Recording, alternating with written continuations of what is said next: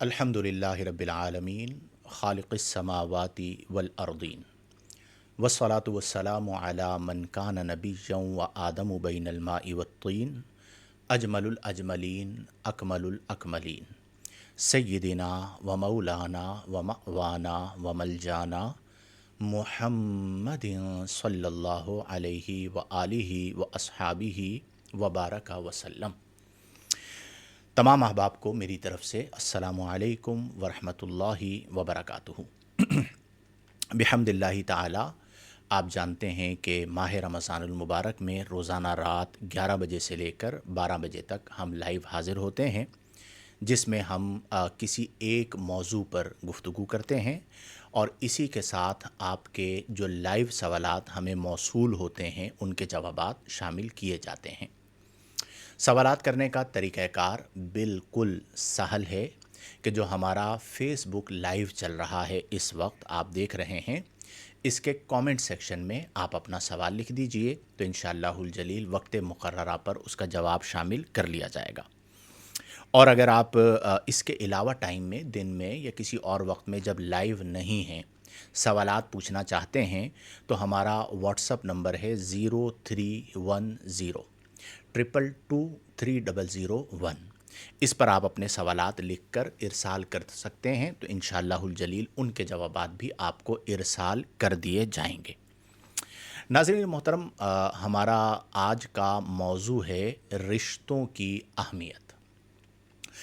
ये अहम तरीन मौजू है कि हमारे माशरे में हम गौर करें तो दिन ब दिन रिश्तों की क़द्र और अहमियत ख़त्म होती जा रही है।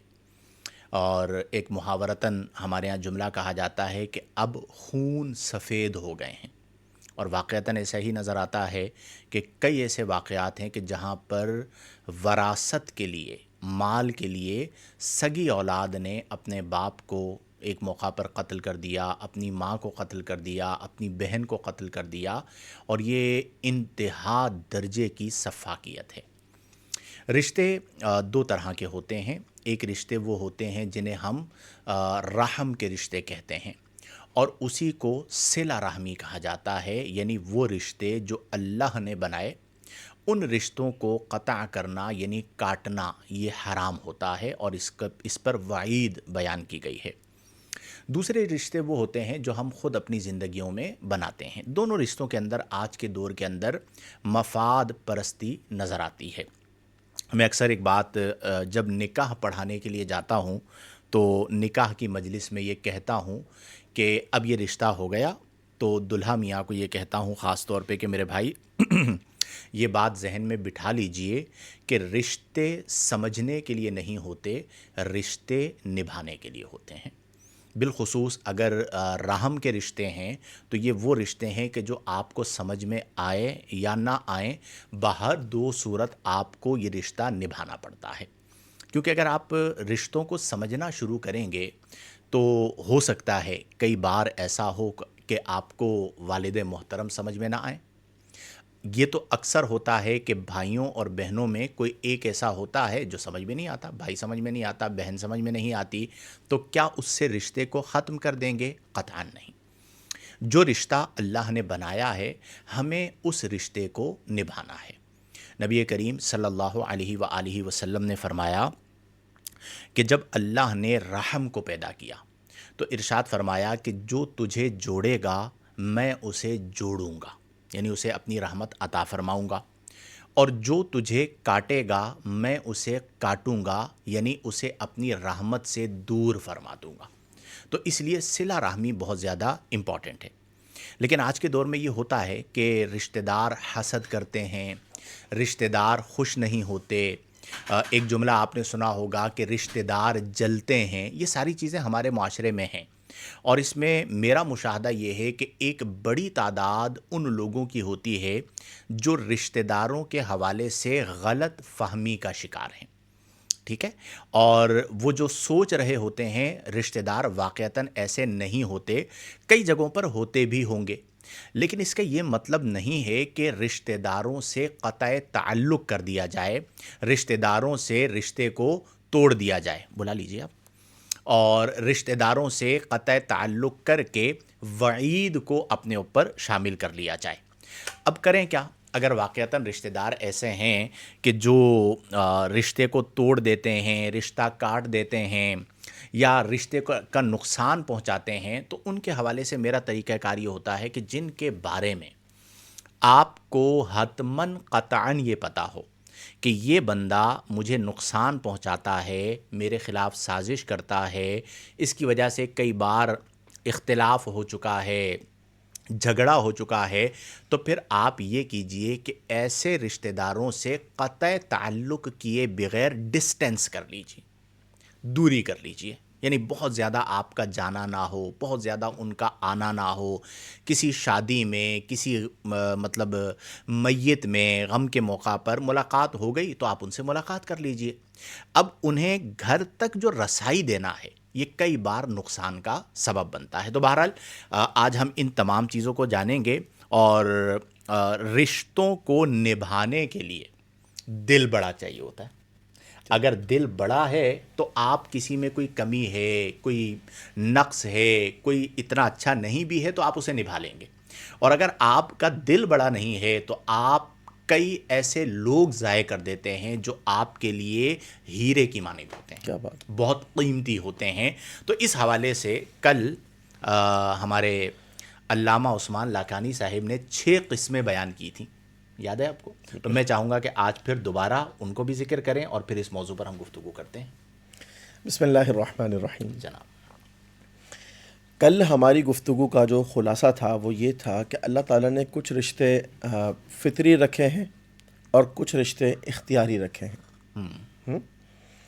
فطری رشتہ جو سب سے پہلا ہوتا ہے وہ ہے انسان کا نسبی رشتہ، والدین کے ساتھ، بھائی بہنوں کے ساتھ، اولاد کے ساتھ، اور اسی طریقے سے وہ رشتہ جو اختیاری ہوتا ہے اس کے اندر انسان کا سبب اختیار کرنا، مثلا نکاح کر لینا، اور اسی طریقے سے فطری رشتے میں ایمانی رشتہ بھی ہے، ٹھیک ہے، یہ بھی ہے، اور انسان محبت کی بنیاد پر رشتے اختیار کرتا ہے دوستوں کے ساتھ، عزیز و اقارب کے ساتھ، پڑوسیوں کے ساتھ، بالکل ایسا ہی۔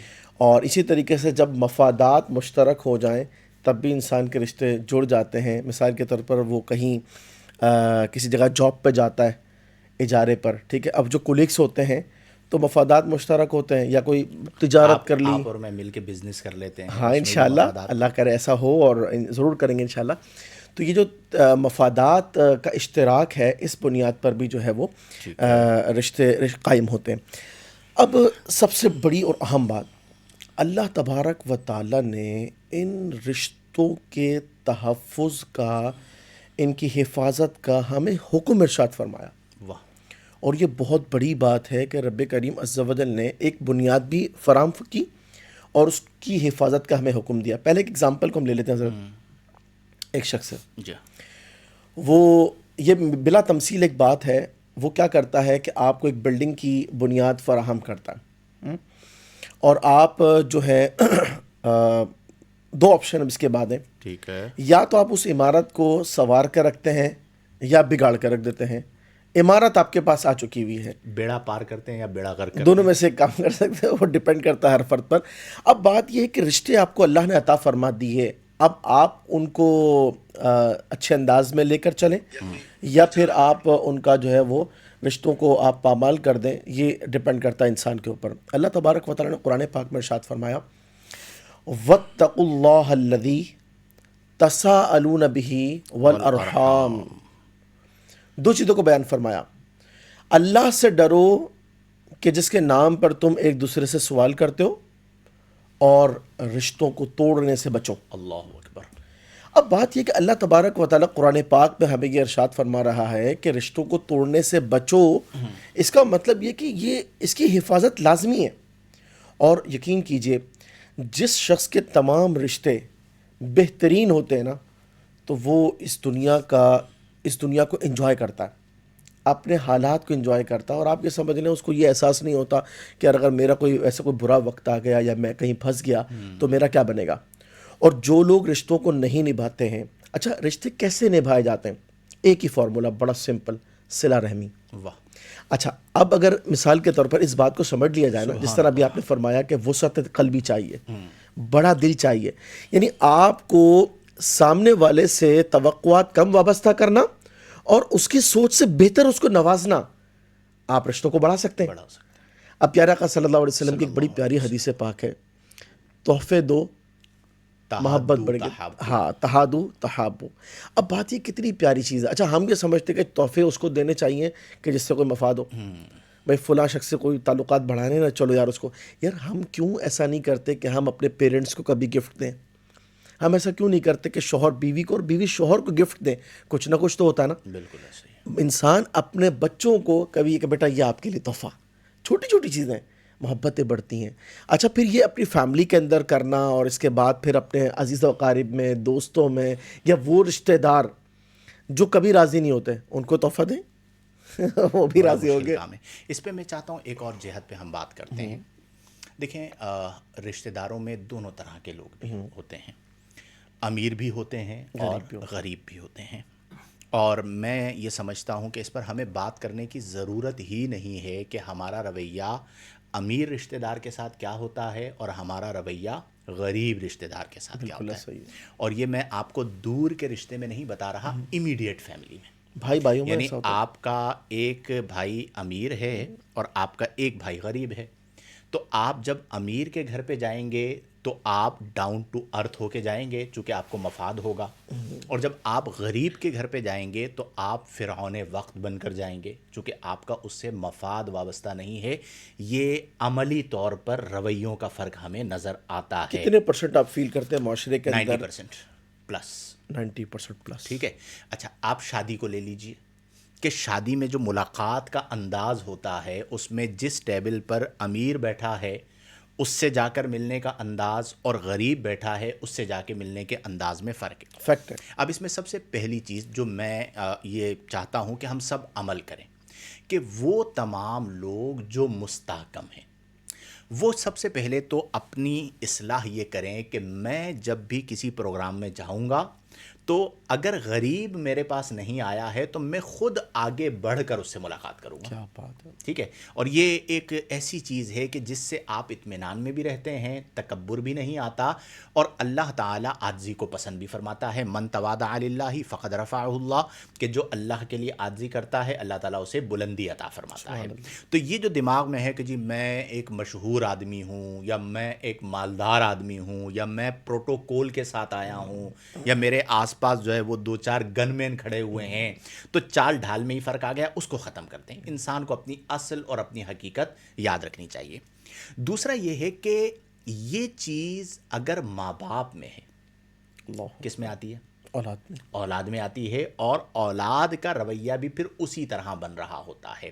تو ہم جب تک رشتوں کو مفادات سے ماورا ہو کر نہیں دیکھیں گے کہ آپ نے رشتہ اس لیے نبھانا ہے کہ یہ رشتہ اللہ کریم نے بنایا ہے. کیا بات. دیکھیں ہم ایک فیکٹری چلاتے ہیں نا, آپ اپنی فیکٹری کے اندر ایک اصول بناتے ہیں, تو آپ کسی امپلائی کو یہ جرت کرنے دیتے ہیں کہ آپ کا بنایا ہوا اصول توڑے؟ سوال ہی پیدا نہیں ہوتا. اگر وہ توڑے گا تو آپ اس کو توڑ دیں گے, یعنی اس کو فائر کر دیں گے کہ بھائی یہ ایک نظام ہے, اس نظام کے مطابق اگر تم پر جو ہے وہ ایکشن نہیں لیا جائے گا تو دوسرا بھی یہی کرے گا. صحیح بات. بلا تمثیل خالق اور مخلوق, ہماری حیثیت ہمارے رب کی بارگاہ میں کیا ہے. اور یعنی میں تو یوں کہتا ہوں کہ میرے بھائی اتنی سی زندگی ہے, فرصت زندگی کم ہے محبتوں کے لیے, لاتے ہیں کہاں سے وقت لوگ نفرتوں کے لیے. آپ اپنے دل کو بڑا کر کے سامنے والے کو معاف کر دیں, اور یہ جو مٹیریلسٹک ہونا ہے کہ آپ مفادات کی وجہ سے اپنے تعلقات بنائیں, اس چیز کو اپنی زندگی سے ختم کر دیں. حضرت اللہ تبارک و تعالیٰ اس حوالے سے کیا ارشاد فرماتا ہے؟ اللہ تعالیٰ نے قرآن پاک میں فرمایا, جو ہم عام طور پر خطبہ میں جمعۃ المبارک کی جب خطبے کا اختتام ہو رہا ہوتا ہے تو اس وقت عموماً یہ آیت پڑھی جاتی ہے, ان اللہ یأمر بالعدل والاحسان. بے شک اللہ تبارک, ان اللہ یأمرکم نہیں, ان اللہ یأمر بالعدل والاحسان, اللہ تبارک و تعالیٰ تم میں عدل کا, توازن کا, بیلنس کرنے کا, انصاف کا حکم ارشاد فرماتا ہے. والاحسان, بلکہ انصاف کرو، بھلائی کرو. واہ. اچھا پھر فرمایا وَإِيتَاءِ ذِي الْقُرْبَى، اور اپنے قرابت داروں کو ان کے حقوق دو. واہ. اب آپ کی اس بات کو اگر ہم دیکھ لیں، مثال کے طور پر کوئی شخص کسی ایونٹ میں جاتا ہے اور وہاں پر ہر طرح کے لوگ بیٹھے ہوئے، ایک مطلب سمجھ لیں کہ فرد ایسا ہے جو مالدار ہے زیادہ، یا مطلب چند افراد ایسی جگہ پہ بیٹھے ہوئے ہیں، عام طور پر یہ پھر مل جل کر ہی بیٹھتے ہیں نا، مطلب یہ کہ یہ ایک طبقہ الگ ہو جاتا ہے بیسیکلی. اب لوگ جا کر کے انہیں اچھے انداز سے مل رہے ہیں. آپ ایک بات بتائیے کہ یہ جو ملنے والے نا، اگر آپ نے سب کو برابری کے ساتھ لیا ہے تو اس کا مطلب ہے کہ آپ نے اس کو حکم کو پورا کیا، ان اللہ یأمر بالعدل. بالکل ایسے ہی. اچھا اب جس کے پاس کوئی نہیں بیٹھ رہا، احسان یہ ہے کہ آپ اس کے پاس بیٹھیے. کیا بات ہے. اور اس سے اللہ تعالیٰ جو دل میں نور پیدا کرتا ہے اور اس کا جو لطف ہے. ایک سوال ہے، نبی کریم صلی اللہ علیہ وسلم، اچھا یہاں پہ یہ سمجھیے گا کہ ہم لوگ عمرا کے خلاف نہیں ہیں، ہمارے اپنے مریدین میں بڑے بڑے امیر لوگ موجود ہیں، لیکن ہم اپنے معاشرے کے رویے کی بات کر رہے ہوتے ہیں کہ امیر اور غریب کا فرق.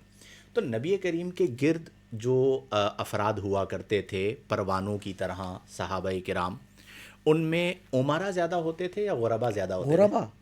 اور آپ دیکھیے نا کہ پیارے آقا صلی اللہ علیہ وسلم سے ان غربا کے حوالے سے وہ جو عمراء قریش تھے وہ یہ چاہتے تھے کہ بس یہ سٹینڈرڈ کا جو ڈفرنس حضور علیہ السلام نے ختم کر دیا نا، ٹھیک ہے نا، یہ جو تفاوت جو ختم کر دیا معاشرے کے اندر، آپ نے اعتدال قائم کیا، کسی طرح اگر اس پر کمپرومائز کر لیں تو وہ بھی آ جائیں.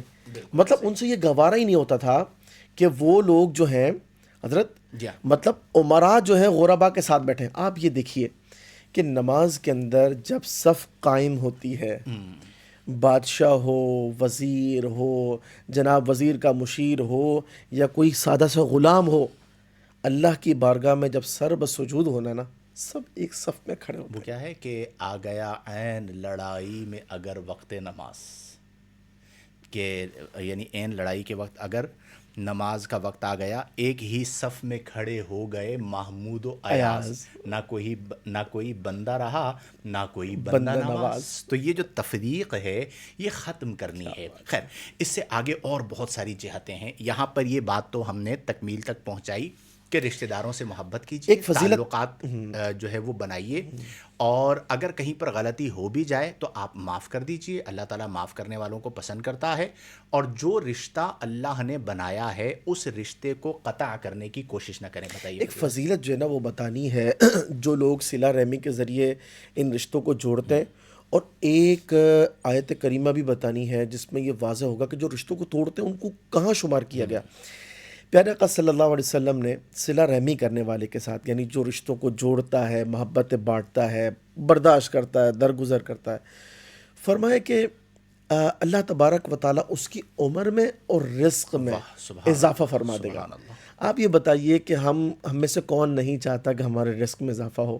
اچھا، رزق کا مطلب صرف مال نہیں ہے، بلکہ اللہ تعالیٰ کی تمام تر نعمتیں. جو شخص یہ چاہتا ہو کہ اللہ میری ہر نعمت میں اضافہ فرما دے، بالکل. اور یہ خاص طور پر رسول پاک صلی اللہ علیہ وسلم نے ارشاد فرمایا، فارمولہ کیا ہے؟ صلہ رحمی. حدیث سنا رہا ہوں، مجھے یاد آ گئی آپ کی بات سے. یہ ہمارے ہاں درس نظامی کی کتابوں میں بھی شروع میں ہوتی تھی کہ آقا کریم صلی اللہ علیہ وسلم نے فرمایا کہ صل من قطع، جو رشتے کو کاٹے تم اس سے رشتے کو جوڑو. واعفو عمن ظلمک، جو تم پر ظلم کرے تم اسے معاف کرو. کیا بات. وَأَحْسِنْ إِلَىٰ مَنْ أَسَاءَ إِلَيْكَ، اور جو تمہارے ساتھ برائی سے پیش آئے تم اس کے ساتھ بھلائی سے پیش. کیا خوبصورت. بدی را بدی سہل باشد جزا. برائی کا بدلہ میرے بھائیوں، میرے عزیزوں، میرے جگر کے ٹکڑوں، برائی کا بدلہ برائی سے دینا بہت آسان کام ہے. حمزہ، جواب دینا آسان کام ہے نا؟ یاد آ رہا ہے نا؟ اگر مرد ہو پھر کیا کرو؟ احسن الی من اسا، جو تمہارے ساتھ برائی سے پیش آیا تم اس کے ساتھ بھلائی سے پیش. اصل جہاد ہی یہی ہے. اور یہ جہاد ہے. ایک اور چیز ہم کرتے ہیں کہ جو رشتے ہیں ڈیولپ ہوتے ہیں، ٹھیک ہے، یہ بات ہم ڈسکس بھی کرتے رہتے ہیں کہ ایک رشتہ ہو گیا، ایک تعلق ہو گیا.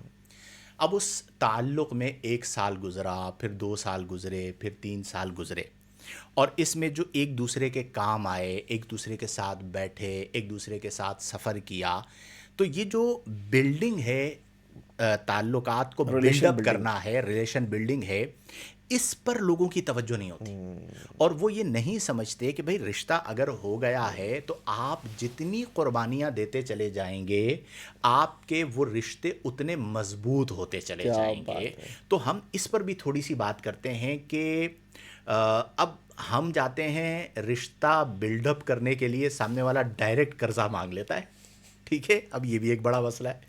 اسے تھوڑی سی انگلی پکڑاتے ہیں تو وہ ہاتھ پکڑ لیتا ہے. تو کیا اس خوف کی وجہ سے کہ جی میں رشتہ داروں سے تعلق رکھوں گا، تو بلکہ اسے اب رشتہ داروں تک خاص نہیں کرتے، اوور آل کر لیتے ہیں، کوئی بھی دوستی، رشتہ ہو، پڑوسی، جو بھی ایمان کا رشتہ ہے، اب اگر میں اس سے زیادہ قریب کروں گا تو وہ مجھ سے قرضہ مانگ لے گا، وہ میرا نام استعمال کرے گا. تو اس صورت میں واقعتاً مشکل ہوتی ہے. دیکھیں بعض ہم نے دیکھا ہے کہ ایسے کیسز ہیں کہ جہاں پر بندہ بولتا ہے کہ میں کہاں پہ آ کے پھنس گیا ہوں، اور اسی وجہ سے بہت سارے لوگ ڈسٹینس بھی کر لیتے ہیں. انہیں پتہ ہے کہ میں اس کو قریب کروں گا تو یہ مجھے استعمال کرے گا یا مجھ سے پیسے مانگے گا. تو اس میں اعتدال کیسے لے کر آئیں؟ دیکھیے بات یہ ہے کہ جب تک آپ کو یہ اندیشہ ہو کہ مجھے ضرر، جب تک آپ کو ضرر کا اندیشہ نہ ہو، واہ، یعنی آپ کو لاس جب تک نہیں ہے آپ فیس کر سکتے ہیں، اور وہ بھلائی کے زمرے میں، مطلب وہ بھلائی جس میں برائی آپ پر نہ آئے، بالکل تب ایسا ہی ہے. تک آپ اسپیس دیجئے لوگوں کو. دیکھیے بات کیا ہے، بات یہ ہے اسی کا نام تو قربانی ہے. قربانی ہے، بالکل اچھا ایسا اب ہی ہے. اگر ایک شخص یہ کہے کہ یار مطلب سب سے پہلے ایک اور بات میں آپ کو عرض کروں اس معاملے کے اندر، وہ جو آیت کریمہ ہے نا، یا ایھا الذین آمنوا اجتنبوا کثیرا من الظن، ان بعد الظن اسم. ہاں اس آیت کریمہ کی جو ہے نا مطلب عمل کا جو معاملہ وہ اس جگہ پر ہے. کیسے ایک شخص سے ریلیشن بلڈ ہونا شروع ہوئے، اب اگر بندہ بدگمانی میں کرنا شروع کر دے کہ یار اگر میں تھوڑا سا اس کو سپورٹ کروں گا یا تھوڑا سا اس کے قریب جاؤں گا تو ہو سکتا ہے کہ وہ مجھ سے جو نا قرضے مانگے یا مجھ سے وہ سپورٹ مانگے. اب دیکھیں بات یہ ہے کہ اس میں آپ کو بیلنس کرنا ہوگا کہ آپ کو بدگمانی نہیں کرنی، بالکل ایسا ہی. بلکہ ایک ایسی نظر رکھنی ہے کہ جس میں آپ ضرر میں بھی مبتلا نہ ہو اور ریلیشن بھی بلڈنگ ہو اس کی. بالکل ایسا ہی ہے. ٹھیک ہے. اور دوسری بات کیا ہے حضرت، جب کوئی شخص ریلیشن بلڈ کر لیتا ہے تو اس کے بینیفٹس کتنے ہیں. بالکل ایسا ہی. بھائی دیکھیں نا کہ وہ جو نہیں آپ ایک شعر مطلب عموماً پڑھا کرتے ہیں کہ پھل پھول دے پھل پات لے، دکھ درد دے آفات لے. تو بات یہ کہ معاشرے کے اندر ایسے بہت سارے لوگ ہیں کہ جب آپ ان کے ساتھ بھلائی کرتے ہیں پھر اللہ ایسا وقت بھی لے کر آتا ہے کہ انہیں موقع یہ ملتا ہے اور وہ پھر بھلائی کرتے ہیں. لیکن یہاں پہ ایک مسئلہ ہے یار، دیکھیں تھوڑا سا ہم آج روایت سے ہٹ کے بات کرتے ہیں. مزاج بڑا عمل دخل رکھتا ہے.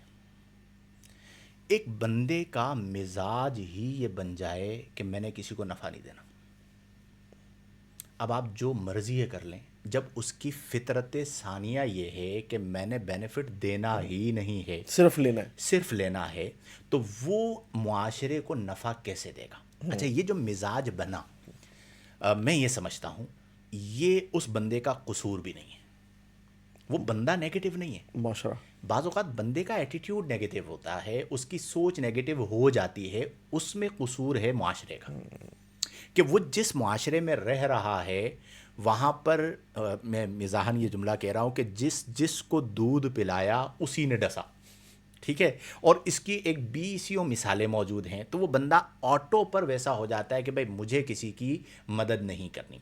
اب یہ جو اس مزاج کے لوگ ہیں، ایسے لوگوں کو اگر اپنا مزاج بدلنا ہے، میں جانتا ہوں کہ یہ ہماری ان باتوں سے قطع نہیں بدلے گا. آپ سن لیں گے ماشاءاللہ، ایک کان سے سنیں گے دوسرے کان سے نکالیں گے، اس پر عمل اس طرح نہیں ہو جاتا، نہیں ہو پاتا.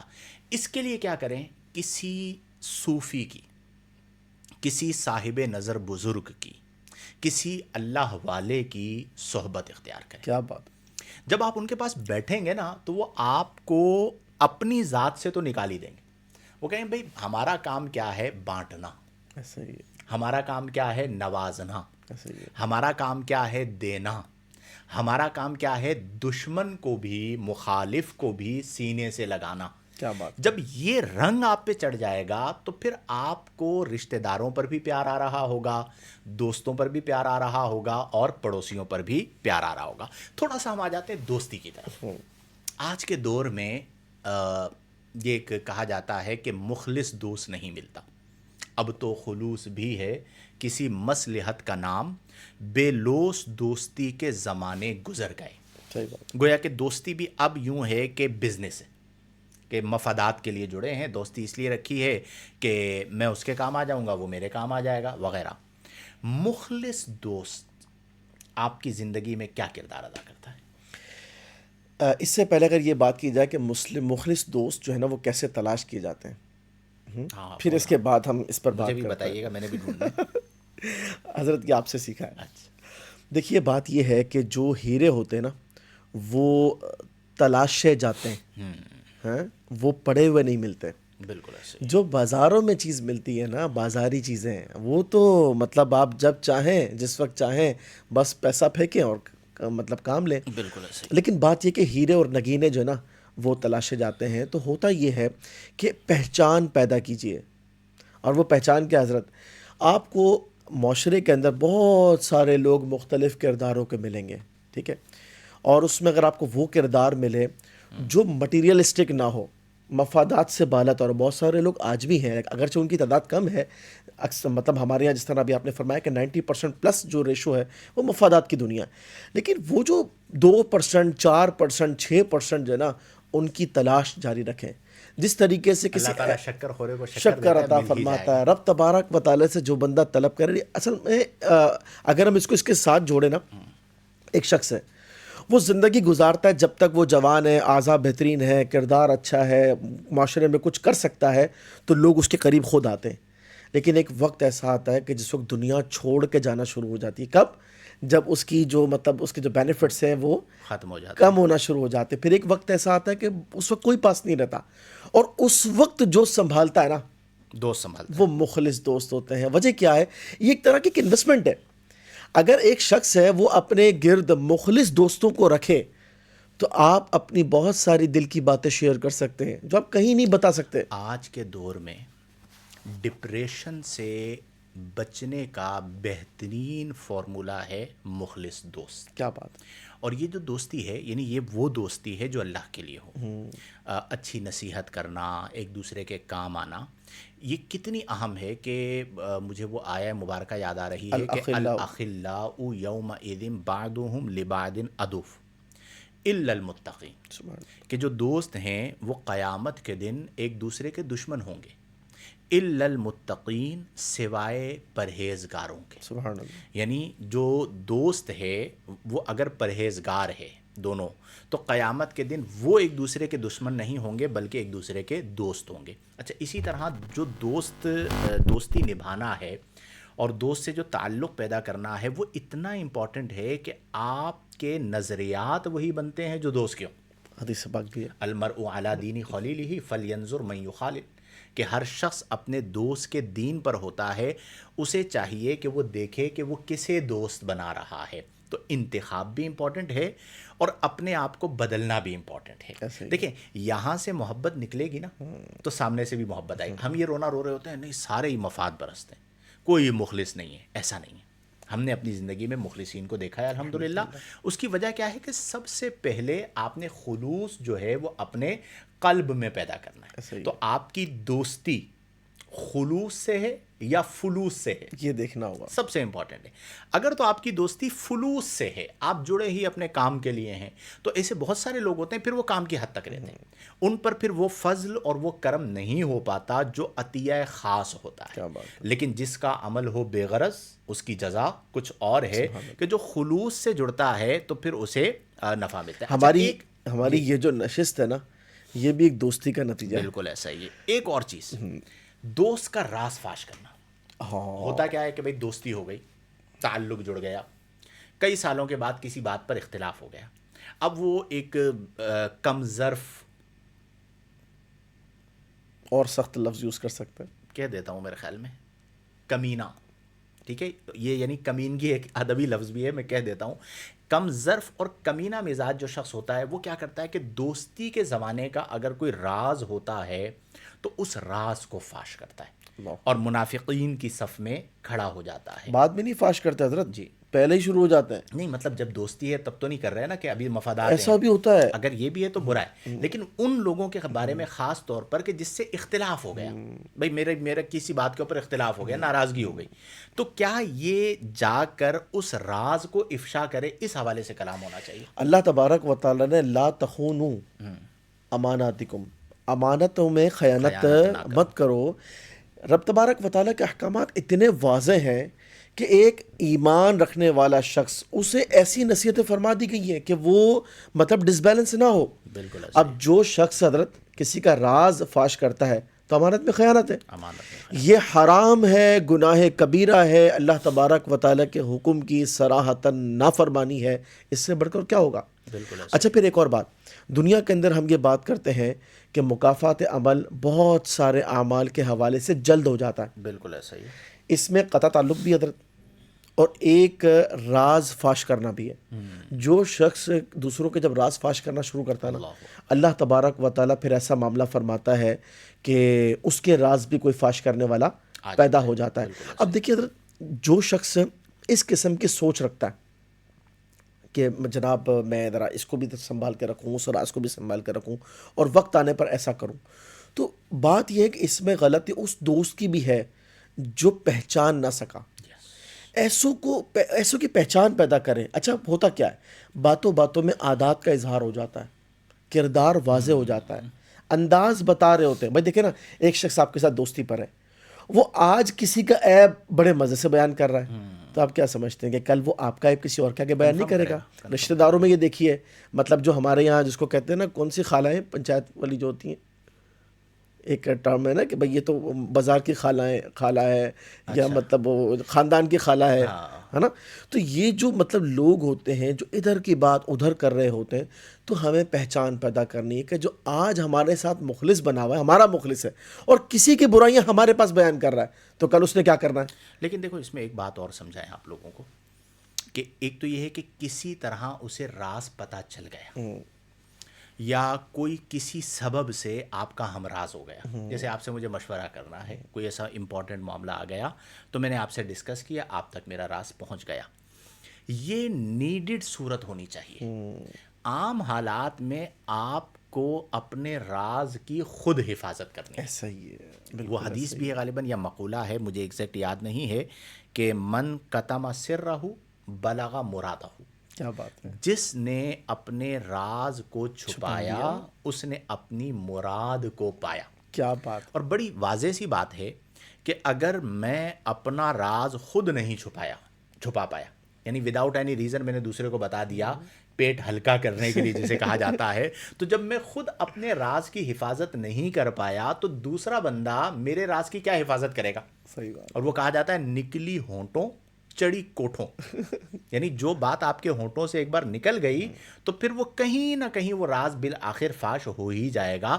تو ٹھیک ہے، دوستی رکھیں، اگر آپ کو کوئی راز پتہ چل گیا ہے تو آپ اس کی حفاظت کریں، اور اگر ضرورت نہیں ہے تو آپ کو جو بات راز کی ہے وہ راز ہی میں رکھنی چاہیے، اپنے سینے میں لے کر قبر میں چلے جائیں، آپ کو لوگوں تک نہیں پہنچانی چاہیے۔ اس چیز کا ہمارے معاشرے میں خاص طور پر خیال رکھا جائے۔ ایک جملہ میں نے ایک جگہ پہ پڑھا کہ رشتے جو ہوتے ہیں نا، وہ کردار سازی کے مدرسے ہیں۔ اچھا، رشتے کردار سازی کے مدرسے ہیں۔ بات یہ کہ انسان، جیسے مثال کے طور پر اب ماں اور اولاد کا جو رشتہ ہے، کہا جاتا ہے کہ یہ پہلی تربیت کا ہے، ٹھیک ہے، پہلی درس کا ہے۔ اب آپ یہ دیکھیے کہ ایک شخص، جیسے ہم فیملی کی مثال لے لیتے ہیں، ٹھیک ہے، بندہ جس طرح راز کی حفاظت ہے، اسی طریقے سے مطلب اچھے کردار کا حامل ہونا، اور جس میں صبر ہے، ایثار ہے، اور جناب کیا کہتے ہیں آپ کا رشتوں کی قدر و منزلت ہے، یہ ساری چیزیں انسان کو کہاں سے ملنی چاہیے؟ کہاں سیکھتا ہے انسان؟ گھر سے۔ گیدرنگ اور گھر سے۔ بات یہ ہے کہ جب انسان کا یہ جو مطلب رشتے ہیں، یہ کردار سازی کا مدرسہ ہے، تو آپ جیسوں میں رہیں گے ویسا سیکھیں گے، اور دوسری بات یہ کہ آپ کے گھر کا ماحول جیسا ہوگا ویسا آپ معاشرے کا فرد بنیں گے۔ تو بہت بڑی حضرت اس پر ہمیں بات کرنے کی ضرورت ہے۔ حدیث ہے نا، الصحبۃ مؤثرۃ۔ بالکل ایسا ہی ہے۔ تو ہمارے درمیان اب جیسے ہمارے بھائی بہن ہیں، مثال کے طور پر ایک بھائی اپنی بہن کو چاہتا ہے کہ میری بہن مجھے ایسے مطلب نظر آئے، تو وقت اس پر کام کرنا پڑتا ہے۔ یہ جو رشتہ ہے، مطلب بہت ساری باتیں ایسی ہیں، ڈیولپ کرنا پڑتا ہے، بہت ساری باتیں ایسی ہیں کھانے کے درمیان کہ بہن یوں نہیں یوں ہونا چاہیے، وہ بھائی کو سمجھائے بھائی یوں نہیں یوں ہونا چاہیے، والدین بچوں کو بتائیں، بچے مشورتاً اپنے والدین کو جو ہے نا چیزیں مطلب اس طرح کیا ہوگا اگر یہ رشتوں کے اندر جو ہے نا ہم چیزیں ایک دوسرے کو مطلب بتاتے رہیں، سکھاتے رہیں، اصلاحات کا ذریعہ ہو، باتوں باتوں کے اندر بہت ساری چیزیں، تو میں سمجھتا ہوں کہ واقعی میں یہ کردار سازی کا مدرسہ جو ہے وہ ہو جائے. دیکھیں، آپ کسی سے ملیں اور اس لیے ملیں کہ اس سے ملنا آپ کو اچھا لگتا ہے، پرائرٹی یہ ہے، ٹھیک ہے، فوکس یہ. اس سے ملاقات کی وجہ سے آپ کو خوشی ہوتی ہے، کیا بات ہے. یہ وہ ملاقات ہے جو مفاد کے بغیر ہے. اس کو دوبارہ ریپیٹ کریں، اصل میں یہ بات بڑی گہری ہے، سادی ہے لیکن ہے بڑی گہری. دوبارہ. میں عرض کرتا ہوں، دیکھیں، آپ اگر کسی سے ملتے ہیں تو آپ اپنے دوست سے اس لیے ملیں کہ آپ کو ملنا خوشی دیتا ہے. کیا بات ہے.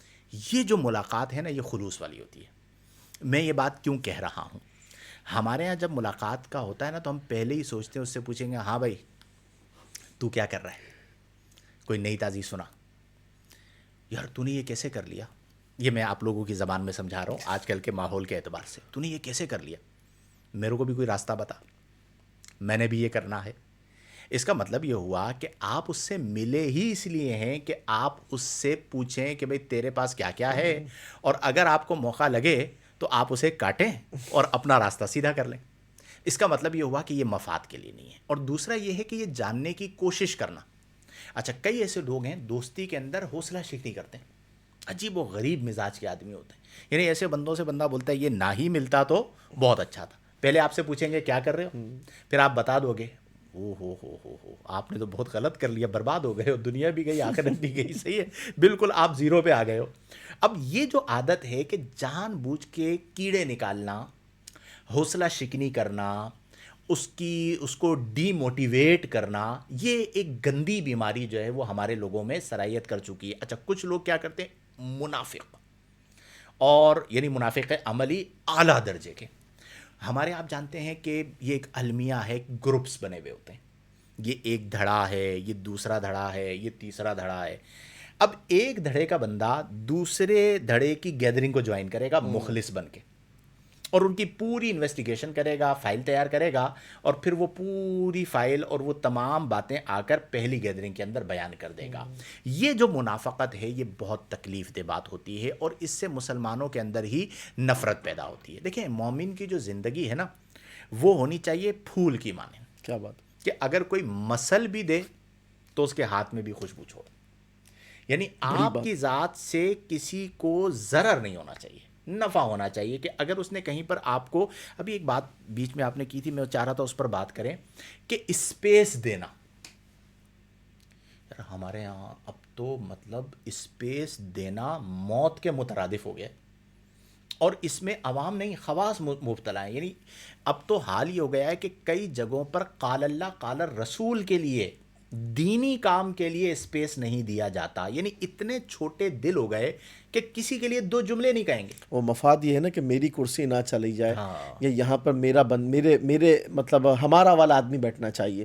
حضرت یہ تنگ نظری والی بات نہیں ہے یا نہیں ہے؟ بڑے پیمانے پر ہے. مطلب آپ یہ سمجھ لیں کہ وہ جو نہیں، میں نے آپ سے عرض کیا تھا ایک دفعہ کہ میں بخاری لے کر کے پہنچا اور مجھے درس کا صرف اس لیے منع کر دیا گیا کہ میں شاید ان کے والا نہیں تھا. حضرت ایک، حالانکہ آپ ان کے والے تھے، یہ میں جانتا ہوں. آپ کسی اور مکتبہ فکر کی مسجد میں تو نہیں گئے تھے نا؟ بالکل کامن ایسا ہی سینس ہے، کی بات بالکل ہے. ایسا ہی ہے. حضرت یہ جو بھی آپ بات فرما رہے تھے نا کہ ایک گروپ دوسرے گروپ کی فائل تیار کر کر یہ پہنچاتا ہے، یا اپریسیشن نہیں ہے اور صرف عیوب کو تلاش کرتے ہیں، اس پہ کانسیپٹ میں ناظرین کو بتانا چاہوں گا. ناظرین، دنیا میں کوئی بھی انسان ایسا نہیں ہے، انبیاء کرام علیہ السلام اور ملائکہ کے علاوہ، یا جو محفوظ ہیں ان کے علاوہ ہم بات کر لیتے ہیں عمومی طور پر، جس میں عیوب نہ ہوں، نقائص نہ ہوں، کمیاں نہ ہوں. ہر شخص میں کوئی نہ کوئی کمی، نقص اور عیب موجود ہوتا ہے. اب سوال یہ پیدا ہوتا ہے کہ جب ہم کسی سے دوستی کرنا چاہتے ہیں، ریلیشن بلڈ کرتے ہیں، ہمارا کسی کے ساتھ تعلق ہے، آپ یہ بتائیے کہ یہ رشتہ کیسے مضبوط ہوگا؟ اگر ہم اس کے نقائص اس کو بیان کر کر اس کو ڈی موٹیویٹ کریں اور اس پر تنقیدی نظر رکھیں، وہ بہتر، یا ہم جو اس کی اچھائیاں ہیں اس کو اپریشیٹ کرنے کے ساتھ ساتھ اور بڑی محبت کے ساتھ باتوں باتوں میں اپنے کردار سے یا دیگر کسی اور ذریعے سے اس کی اصلاح کا سامان کریں؟ کیسے مطلب یہ ریلیشن بلڈ ہوگا؟ اس کے لیے دو چیزیں بہت ضروری ہیں. سب سے پہلی بات یہ ہے کہ جب آپ کسی مخلص دوست کو پالیں تو پھر کوشش یہ کریں کہ اس کی اچھائیوں کو اس کو سامنے لے کر آئیں. اور وجہ کیا ہے؟ اپریسیشن جو ہے نا وہ دل کو وسعت دیتی ہے، اور جس طرح مفتی صاحب نے فرمایا کہ مطلب انسان کو جو ہے نا وہ ایسا ہونا چاہیے کہ وہ خوشبو کی مانند ہو یا پھول کی مانند ہو، جہاں موجود ہو ماحول معطر ہو جائے۔ قرآن کی آیت بھی ہے نا غالباً فَافْصَحُوا یفصح اللہ لکم، کہ تم کشادگی پیدا کرو، اللہ تعالیٰ تمہارے لیے کشادگی پیدا فرمائے گا۔ کتنا کھا لیں گے، کیا بات، کتنی عزت سمیٹ لیں گے، کتنا جمع کر لیں گے، لکھ لیجئے کہ پیٹ دنیاوی مال سے بھرتا ہی نہیں۔ حدیث بھی ہے لو کان لابن آدم واد من الذهب لا يتمنى الاخر، گولڈ کی پوری وادی دے دی جائے تو وہ ایک اور کی تمنا کرے گا، ایک اور وادی دے دی جائے تو وہ ایک اور کی تمنا کرے گا۔ ابن آدم کے پیٹ کو قبر کی مٹی کے سوا کوئی چیز نہیں بھر سکتی۔ ہم آتے ہیں جوابات کی جانب۔ لب لباب ہماری ہم دونوں کی گفتگو کا یہ ہوا کہ رشتے سمجھنے کے لیے نہیں ہیں، رشتے نبھانے کے لیے۔ کیا بات، بڑا آدمی وہی ہوتا ہے جو رشتہ نبھاتا ہے۔ رشتوں میں غلطی ہو جائے معاف کر دیں۔ معاف کرنے کا مطلب کہنا نہیں، دل سے اس بات کو نکال دینا ہے۔ دوبارہ غلطی ہو جائے دوبارہ معاف کر دیں، 100 بار غلطی ہو جائے 100 بار معاف کر دیں۔ ہم دن میں 50 بار غلطیاں کرتے ہیں، ہمارا رب ہمیں 50 بار معاف فرماتا ہے۔ یہ سوچ بنا لینا کہ اب میں معاف نہیں کروں گا کیونکہ میں نے پہلے معاف کیا تھا۔ آپ کون ہیں بھائی؟ اور آپ یعنی آپ کی حیثیت کیا ہے کہ آپ معافی کا دروازہ بند کریں؟ اللہ کریم معافی کا دروازہ بند نہیں کرتا۔ بدگمانی رشتوں کو کھا جاتی ہے، شک رشتوں کو کھا جاتا ہے۔ کوئی اگر آپ سے کبھی اچھی طرح نہیں ملا، ہو سکتا ہے وہ کسی پریشانی میں ہو سکتا ہے وہ کسی سوچ کے اندر ہو، آپ نے یہ سوچ لیا کہ یہ مجھ سے صحیح نہیں ملا، اب عمر بھر میں نے اس سے صحیح طرح نہیں ملنا۔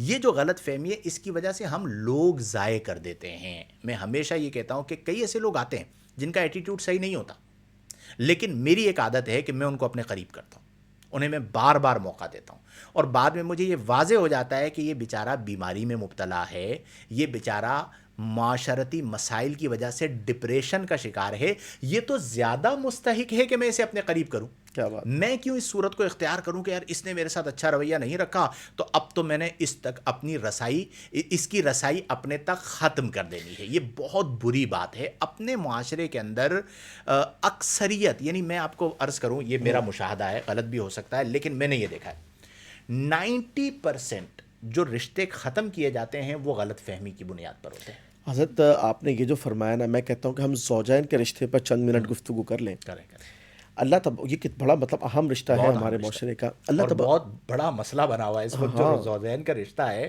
یعنی اس طرح لڑ رہے ہیں کہ جس کی انتہا نہیں۔ آج آپ کو میں ایک آیت کریمہ سناتا ہوں۔ بتائیے۔ آیت کی ابتدا کے اندر بھی اللہ تبارک و تعالی نے اس اپنی نشانی بتایا، اور آیت کے اختتام پر بھی غور و تفکر کی دعوت دیتے ہوئے نشانی بتایا۔ اللہ تعالی نے ارشاد فرمایا وَمِنْ آیَاتِهِ، اللہ کی نشانیوں میں سے ہے ان خلق لکم من انفسکم ازواجا، کہ اللہ تبارک و تعالی نے تم ہی میں سے تمہارے لیے جوڑے بنائے۔ اور کیوں بنائے؟ لِتَسْكُنُوا إِلَيْهَا، کیا سکون حاصل تاکہ تم سکون پاؤ اس سے۔ اور وَجَعَلَ بَيْنَكُمْ مَوَدَّةً وَرَحْمَةً، اللہ تبارک و تعالی نے تمہارے درمیان جو ہے وہ مودت یعنی محبت اور رحمت رکھی۔ ان فی ذالک لآیات لقوم یتفکرون، فرمایا کہ بے شک اس پہ بڑی نشانیاں ہیں تفکر کرنے والوں کے لیے۔ اب دیکھیے حضرت، اس میں جو اللہ تبارک و تعالی نے ایک ایسا رشتہ جو ازدواجی رشتہ ہوتا ہے زوجین کا، اس کا یہ کیا ہے؟ زوجین کا رشتہ یہ ہے کہ تم سکون پاؤ یہاں پر، یعنی معاشرے میں انسان جہاں جاتا ہے نا، ایک فرد ہے وہ گھر سے مطلب باہر جاتا ہے، کام کاج کرتا ہے، سارے معاملات تک لوٹ کے کہاں آتا ہے؟ گھر پہ۔ اور اگر وہ سکون اس کو حاصل ہو جائے، جو مودت اور محبت مطلب بیان کیے گئے، اگر وہ اسے مل جائے تو اس کا مطلب ہے کہ اس کی کامیابی ہے۔ لیکن اگر مثال کے طور پر ایسا ہو کہ شوہر بیوی سے دور اور بیوی شوہر سے دور، تو کیا ہم نے اس جو مقصد تھا اس کا، اس کو پا لیا؟ نہیں۔ اچھا، اب آپ جس طرح آپ نے فرمایا کہ ہم جب دل بڑا کریں، ایک مرد ہے باہر اپنے دوستوں کے اتنا بڑا دل لے کے گھومتا ہے، اپنے کاروباری حلقے کے لیے یا اپنے جہاں جاب کرتا ہے یا جہاں پہ وہ کام کرتا ہے، لوگ کہتے ہیں یار کیا بات ہے، لیکن گھر میں اس کا کردار اچھا نہیں ہے، تو کیا ہم اس کو کہہ سکتے ہیں اچھا آدمی؟ نہیں نہیں بالکل، وہ حدیث مبارکہ مجھے یاد آ رہی ہے، آقا کریم صلی اللہ علیہ وسلم نے فرمایا خیرکم خیرکم لأہلہ وانا خیرکم لأہلی. اس کا مطلب یہ ہوا کہ جو ہم میں سے گھر والوں کے لیے بہتر ہے نا وہ بہتر ہے. بات یہ کہ ہم اپنی زوجہ کے بارے میں یہ سمجھتے کہ میں اس کو جو مرضی آئے چاہے بولوں.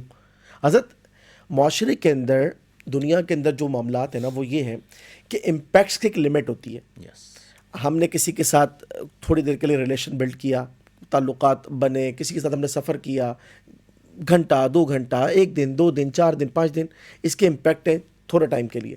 لیکن بات یہ کہ فیملی کے ساتھ جو امپیکٹ ہیں اپنی وائف کے لیے یا وائف کے اس کے لیے، وہ تو مطلب لائف ٹائم کے لیے. بالکل اب یہ بتائیں کہ شوہر بیوی سے جھوٹ بولے یا بیوی شوہر سے جھوٹ بولے، بیوی خیانت کرے شوہر کے مال کے اندر، اگر یہ ساری چیزیں ہوں تو اس کے نیگیٹو امپیکٹ کتنے ہیں؟ بالکل ایسے ہی. اس کا مطلب یہ ہوا کہ ہمیں اپنی فیملی کے اندر ایک ایسا کردار رکھنا چاہیے کہ ہمارے ریلیشن ڈسٹرب نہ ہو. دیکھیں میں آپ کو ایک بات عرض کروں، بیوی شوہر کے پاس پہنچے تو اسے ٹینشن لگ جاتی ہے کہ اب یہ کیا بولے گی اور آگے پتہ نہیں کیا ہوگا. اچھا وہ جب بھی آتی ہے نا وہ کوئی نہ کوئی کام لے کر آتی ہے، چھوٹے چھوٹے کام ہوتے ہیں، دہی ختم ہے، دودھ ختم ہے، انڈے ختم ہے، یہ کام کر دو وہ کئی بار بندے تنگ آ جاتے ہیں کہ یار کوئی ایک بار بول دو کام، کتنے کام ہیں.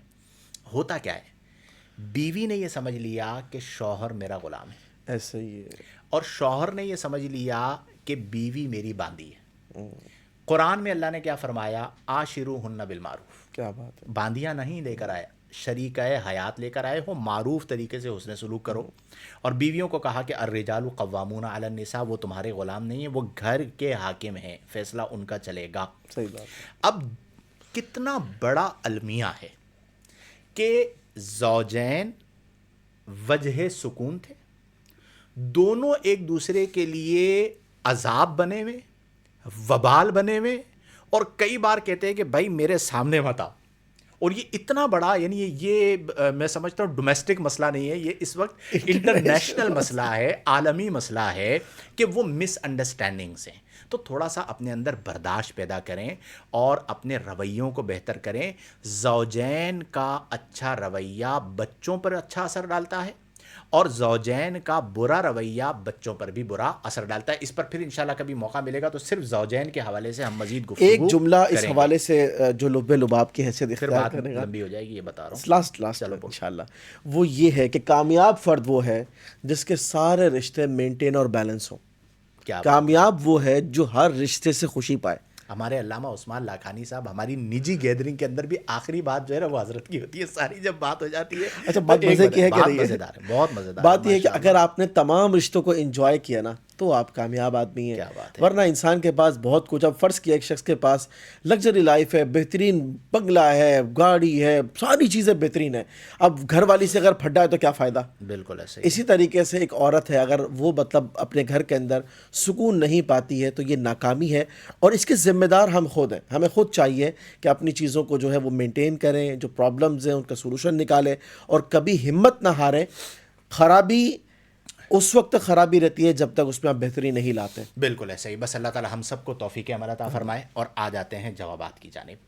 ایک سائل ہیں محمد ربیع النور بار، انہوں نے مجھے کئی بار سوال بھیجا، اور آج انہوں نے اسپیشلی واٹس ایپ کے اوپر گزارش کی کہ آپ نے میرے سوالات ڈسکس کر لیے تھے لائیو میں، جوابات نہیں دیے. میں نے اس دن کہا بھی تھا کہ کافی سارے سوالات ہیں تو 1 بائی 1 لے لیتے ہیں. پہلا سوال ان کا یہ ہے کہ باطنی امراض سے کیسے بچا جائے، خاص طور پر کہ اس میں تکبر پر بیان کیا جائے پلیز. دیکھیں باطنی گناہوں سے اگر آپ بچنا چاہتے ہیں، اللہ کے ذکر کو مضبوطی سے تھام لیں. جب ذکر اللہ کی حلاوت آپ کے قلب میں آ جائے گی تو خود بخود دل پاک ہونا شروع ہو جائے گا، اور باطن میں جو گناہ ہیں، تکبر ہے، عجب پسندی ہے، ریاکاری ہے، وغیرہ وغیرہ، وہ تمام کے تمام نکل جائیں گے. دوسرا طریقہ کار یہ ہے کہ جو باطنی گناہ آپ میں موجود ہیں ان کی ایک فہرست بنائیں، اور اس پر جو وعید بیان کی گئی ہے ان وعیدوں کو پڑھیں. کہ کبر ہے، مثال کے طور پر تکبر کا آپ نے کہا، تو تکبر اللہ کی رضا ہے. اللہ کریم فرماتا ہے کہ جو میری رضا کے معاملے میں مجھ سے جھگڑے گا میں اسے ضرور ذلیل و رسوا فرماؤں گا. متکبر بالآخر ذلیل ہوتا ہے. تو ان وعیدات کو جب آپ پڑھیں گے تو وہ چیزیں ختم ہونا شروع ہو جائیں گی. اسی کے ساتھ آپ احیاء العلوم امام غزالی رحمۃ اللہ تعالیٰ علیہ کی تزکیہ کے حوالے سے بہترین کتاب ہے، اسے آپ پڑھیے۔ رسالہ قشیریہ تصوف پر بہترین کتاب ہے، آپ رسالہ قشیریہ کو اپنے مطالعے میں رکھیں کہ جو صفائے قلب والے اہل اللہ تھے، تمام کے تمام اولیاء، ان کی زندگی کس طرح ہوا کرتی تھی، تو انشاءاللہ الجلیل باطنی گناہوں سے بچ پائیں گے۔ اور کوشش یہ کریں کہ ایسے لوگوں کی صحبت اختیار کریں جو سچے سچے ہوں۔ کیا بات، منافق کے ساتھ بیٹھیں گے منافق بنیں گے، جھوٹے کے ساتھ بیٹھیں گے جھوٹے بنیں گے۔ شو آف ہمارا موضوع تھا، کسی ایسے بندے کے ساتھ بیٹھیں گے جسے شو آف کی عادت ہے تو آپ کے اندر بھی وہی عادت آئے گی۔ تو اہل اللہ کے ساتھ صحبت اختیار کریں گے تو انشاءاللہ فائدہ ہوگا۔ دوسرا حصہ، دوران طالب علمی اہل سنت میں موجود بیجا اختلافی موضوعات کو کیسے نظر انداز کریں۔ ہمارے یہاں آپسی جو معاملات ہوتے ہیں اہل سنت کے، وہ بحث کا سبب بنتے ہیں، یا ہمارا خود اس جانب ذہن جائے، اور جو لوگ اس متعلق ہم سے سوالات کریں تو انہیں کیا جواب دیں؟ دیکھیے پہلی بات یہ ہے کہ جس وقت آپ دور طالب علمی میں ہیں نا، آپ کا اپنا نصاب اور نصاب سے متعلقہ چیزیں یہ ایک طرح سے آپ کا اثاثہ ہے۔ اگر آپ نے اپنی توجہ اسی پر رکھی آپ نے، تو اس کا مطلب ہے کہ آپ کی لائن آف ایکشن کلیئر ہے، آپ اپنے راستے پر ہیں۔ اور جب آپ اس سے ہٹ کر ادھر ادھر چلے جاتے ہیں تو گویا کہ آپ بھٹک گئے۔ اور ایسے طلباء یا طالبات کہ جن کا علم مطلب مضبوط نہیں ہوتا حضرت، اس کی بڑی وجہ یہ ہے کہ وہ اختلافی موضوعات کے اندر یا ان چیزوں کے اندر جو اس وقت ضروری نہیں ہے یا مطلب نقصان دہ، وہ اس میں پڑ جاتے ہیں۔ تو اس کا مطلب یہ کہ جب آپ اپنی منزل کی طرف جانے والی شاہراہ سے ہٹ جائیں گے تو اس کا انجام ہم سب جانتے ہیں کہ وہ بھٹکنے کے علاوہ اور کچھ نہیں ہے۔ فوکس اس بات کی طرف رکھیں، اور باقی اگر کچھ لوگ آپ سے ڈسکس کرتے ہیں، آپ ان کو کہیں کہ بھئی یہ اکابرین کا معاملہ ہے، ان کے پاس جا کر کے اس کو ڈسکس کر لیا جائے۔ بہترین جواب آپ کو مل گیا ہے کہ دوری اختیار کر لیں، اور جن کا مزاج بحث برائے بحث ہو ان سے آپ نہ الجھیے۔ ہم بھی اپنی زندگی میں یہی کوشش کرتے ہیں۔ بہت زیادہ کہیں ضرورت ہوتی ہے، معاملہ اس حد تک چلا جاتا ہے کہ صبر کا پیمانہ لبریز ہو جاتا ہے، تو ہم جا کے کچھ کہتے ہیں، ورنہ اگنور کرتے ہیں۔ تیسرا سوال ان کا یہ تھا کہ طلباء علم کو چھٹیوں میں کیا کرنا چاہیے، خصوصاً نائٹ شفٹ کے طلباء کو۔ دیکھیں طالب علم جو ہوتا ہے نا، وہ ہمیں دنیا سے کیا مطلب، مدرسہ ہے وطن اپنا، مریں گے ہم کتابوں میں ہیں، ورق ہوں گے کفن اپنا۔ تو آپ جو چھٹیوں کے ایام یہ بڑے قیمتی ہوتے ہیں، اس میں آپ اپنا خارجی مطالعہ بڑھائیے، یا کوئی خاص سبجیکٹ ہے جس میں آپ کے اندر کوئی کمی ہے تو اس سبجیکٹ کے ماہر، جیسے منطق میں آپ میں کوئی کمی رہ گئی تو آپ کوئی منطق کا استاد ڈھونڈیں، ان سے اسپیشلی ٹائم لیں اور منطق کی کمی کو پورا کر لیں۔ اصول فقہ کے اندر کوئی کمی رہ گئی تو کوئی اصول فقہ کا استاد ڈھونڈے، ان سے کوئی کمی رہ گئی ہے تو اسے پورا کر لیں۔ یا اس کے علاوہ کچھ زوائد ہیں، یعنی آپ کا تبلیغ کا انداز کیسا ہونا چاہیے۔ درس نظامی سے طلباء فارغ ہو جاتے ہیں، ان بیچاروں کو بولنا نہیں آتا۔ درس نظامی سے فارغ التحصیل ہو جاتے ہیں، ان بیچاروں کو تقریر کرنا نہیں آتی۔ درس نظامی سے فارغ التحصیل ہو جاتے ہیں لیکن انہیں لوگوں کو ڈیل کرنا نہیں آتا، لوگوں سے ملنا کس طرح ہے، ان سے بات کس طرح کرنی ہے، یہ زوائد میں چیزیں آتی ہیں۔ تو اپنی ان صلاحیات کو نکھاریں کہ آپ نے اپنے آپ کو بہتر سے بہترین بنانا ہے۔ اب یہ ڈے کے طلباء ہوں یا نائٹ کے طلباء ہوں، اپنے وقت کو بہترین انداز میں تقسیم کر کے، سب سے امپورٹنٹ چیز یہ ہے کہ وقت کو ضائع نہیں کرنا۔ یہ اصول یاد رکھیں کہ الوقت کالسیف، وقت تلوار کی طرح ہے۔ مصروفیت سے اگر تم اسے کاٹو گے تو ٹھیک، ورنہ یہ تمہاری گردن کاٹ دے گی۔ جس کے اندر یہ ہو کہ اس نے وقت کو ضائع کرنا ہے، وقت کی قدر و قیمت کو نہیں جاننا، تو وہ بالآخر ضائع ہو جاتا ہے۔ چوتھا سوال، ان 2 ماہ میں، یہ غالباً ان کی درس نظامی کی کوئی چھٹیاں ہوتی ہوں گی، نئے ساتھیوں کا درس نظامی کی جانب ذہن کیسے بنائیں؟ انفرادی کوشش، اور کچھ آپ احباب اپنے دورے طالب علمی سے متعلق یادگار واقعات ارشاد فرمائیں بطور حکایت۔ بتائیے۔ دیکھیے بات یہ کہ چونکہ آپ کے سوالات زیادہ تھے اس لیے مختصر کر لیتے ہیں۔ آپ نے جو برکات علم کی پائی ہیں نا، ان کو آپ اچھے انداز سے مرتب کر اس کو بیان کریں۔ یہ آپ کا اپنا مجرب ہے۔ مثال کے طور پر جب کوئی طالب علم کی طرف آتا ہے، گناہوں سے بچ جاتا ہے، آپ یہ ذہن اور لوگوں کو دیں۔ اسی طریقے سے وہ جو آیت کریمہ ہے قُلْ هَلْ يَسْتَوِي الَّذِينَ يَعْلَمُونَ وَالَّذِينَ لَا يَعْلَمُونَ، اب اس کی آپ تفسیر پڑھیے کہ جو جاننے والے ہیں اور انجان کیا وہ برابر ہیں؟ اس کا مطلب ہے کہ علماء کا لیول کچھ اور ہے۔ اللہ تبارک و تعالیٰ نے اخروی فوائد رکھے ہیں، علماء کی دنیا میں عزت ہے، ان کی شفاعت کل بروز قیامت ان کے مطلب جو اقارب ہیں ان کو کام آئے گی. تو یہ ساری چیزیں جو ہے نا ترغیبی اعتبار سے یہ بیان کی جائیں. اور ایک اور بڑا اہم پہلو وہ یہ ہے کہ جو فرد خود علم دین سے آشنا ہوگا اس زمانے کے پرفتن دور کے اندر، وہ خود کو اور اپنے گھر والوں کو جو ہے وہ گناہوں سے بچا پائے گا، ورنہ اور کوئی راستہ اتنا نہیں ہے. آسان نظر نہیں اور آتا. میں اس میں یہ کہوں گا کہ پیچھے مت پڑیے گا. ذہن بنانے کا مطلب یہ نہیں ہوتا کہ آپ نے پکڑ کے لے کے ہی آنا ہے. اس طرح لوگ بدزن ہو جاتے ہیں.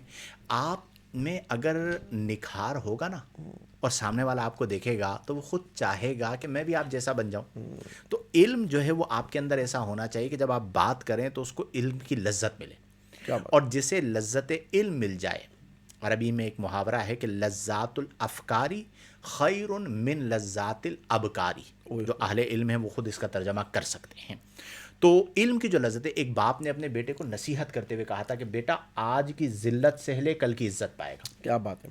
آج کی گمنامی سہ لے کل کی شہرت پائے گا. کیا بات ہے. اگر تجھے علم کی لذت مل گئی تو دنیا کی زیب و زینت تجھے کبھی بھی اپنی طرف مائل نہ کر سکے کیا گی. بات ہے. تو اس چیز کو اپنے اندر پیدا کریں. آخری آپ کا سوال تھا، وہ پورا موضوع ہے، پھر ہم اس پر گفتگو کریں گے کہ ادب کے حوالے سے بیان فرمائیں. اگر پورا موضوع اس پر ہو تو کیا ہی بات ہے. بالکل اس پر وقت مقررہ پر ہم انشاءاللہ الجلیل ادب کو موضوع بنائیں گے کہ علم دین میں ادب بنیاد ہے. اساتذہ کا ادب، کتابوں کا ادب، علم کا ادب، ادارے کا ادب، اپنے سینئرز کا ادب، دیگر اساتذہ کا ادب، یہ بہت زیادہ امپورٹنٹ ہے. اگر آپ علم اس لیے حاصل کریں گے نا کہ جی میں آ کے ٹی وی پہ بیٹھ جاؤں یا میں بیانات کرنا شروع کر لوں یا میں علم سے مال کما لوں، دنیاوی شہرت حاصل کر لوں، پھر علم غیر نافع. علم نافع اور علم غیر نافع میں جو وجہ فرق ہے چیز، وہ ہے ادب. تو ادب جو ہے یہ بہت زیادہ امپورٹنٹ ہے. اس لیے کوشش یہ کریں کہ اپنی زندگی کے اندر ادب کو لازم شامل کریں. چلیں جی، اب آ جاتے ہیں جوابات آج کے. یہ تو ہمارے سے واٹس ایپ پہ پوچھا تھا، اس کا جواب شامل کر لیں گے. سومان شیخ صاحب، مفتی صاحب اگر پانی میں اسمیل آ رہی ہو تو وضو غسل جائز ہوگا یا نہیں؟ پانی کے 3 اوصاف ہیں. اردو میں اس کو آپ کہہ سکتے ہیں رنگ، بو یعنی ذائقہ. اسمیل، اور ذائقہ. 2 اوصاف اگر تبدیل ہو گئے، مثال کے طور پر کوئی پانی آپ کا لائن میں ایسا آ رہا ہے جس کا رنگ بھی خراب ہو گیا، یعنی آپ کو ایسا فیل ہو رہا ہے کہ اس میں ناپاکی ہے، اور اس میں اسمیل بھی آ رہی ہے، ٹھیک ہے، تو اب 2 اوصاف بدل گئے. یعنی یوں سمجھ لیں کہ رنگ بھی خراب ہو گیا اور بو بھی خراب ہو گئی. اب اگرچہ اس کا ٹیسٹ اگر نارمل بھی ہے تب بھی آپ اوائڈ کریں گے اس پانی سے، وضو غسل نہیں کریں گے. اور اگر صرف ایسا ہے کہ ہلکی پھلکی اسمیل آ رہی ہے، نہ رنگ خراب ہوا اور اس کا ٹیسٹ بھی ٹھیک ہے، تو پھر آپ کے سمجھ لیں کہ صرف ایک زن ہے، اور زن کی بنیاد پر پھر آپ اس پانی کو ترک نہیں کریں گے. ہلکی پھلکی اسمیل جو ہے وہ کبھی کبھار پیدا ہو جاتی ہے کسی بھی ذریعے سے، ٹھیک ہو اس گیا. سے جائز ہوگا وضو اور غسل کرنا. محمد حمید عبد الحمید، مفتی صاحب آج خیریت تو ہے؟ آج مفتی معاذ مدنی صاحب تشریف نہیں لائے.